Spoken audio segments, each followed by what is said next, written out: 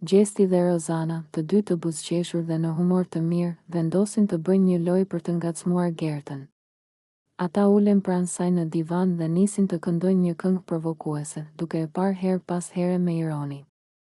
Rozana, me një shprehje tallëse në fytyrë, i afrohet më shumë Gertës dhe i thot me një zë të ëmbël, por me një ironi të dukshme: "O Gerta, pse po e mban këtë fytyrë të ngrysur? Po të dukemi shumë të lumtur ne?"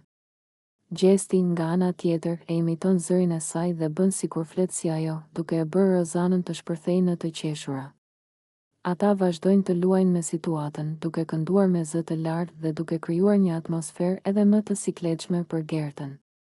Gerta, e cila e ndjen se është vënë në qendër të vëmendjes për të keq, mbyll syt për një moment dhe përpiqet të ruajë qetësinë, por nuk mund të përmbahet. "Po çfarë keni me mua? Pse nuk më lini të qetë?" shpërthen ajo, duke i parë të dy me nervozizëm. Gjesti dhe Rozana shkëmbejnë shikime dhe qeshin edhe më fort, duke e çuar situatën në një tjetër nivel. "Ne vetëm po argëtohemi, Gerta. Ti po e merr shumë seriozisht", i thot Rozana, duke i dhënë një të shtyrë të lehtë Gjestit, i cili vazhdon të imitojë gjestet dhe fjalët e Gertës në mënyrë komike. Gerta, tashmë e acaruar në maksimum, ngrihet në këmbë dhe i drejtohet të dyve me një ton të prerë: "Mjaft më. Ju të dy jeni njerëzit më të bezdisshëm në këtë shtëpi. Nuk mund të rrini një sekond pa u marrë me të tjerët."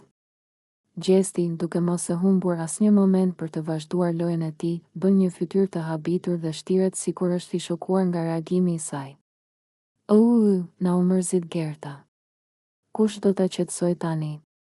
thot ai, duke bërë sikur qanë dhe duke qeshur njëkohësisht. Rozana, e cila po kënaqet shumë me situatën, shton: Gerta, e shikon sa të lehtë e ke për t'u nxehur? Po pse e merr çdo gjë kaq personalisht? Kjo është vetëm lojë." Gerta, e cila tashmë nuk e duron dot më këtë situatë, largohet e zemëruar, duke lëshuar një pëshërtim të thellë.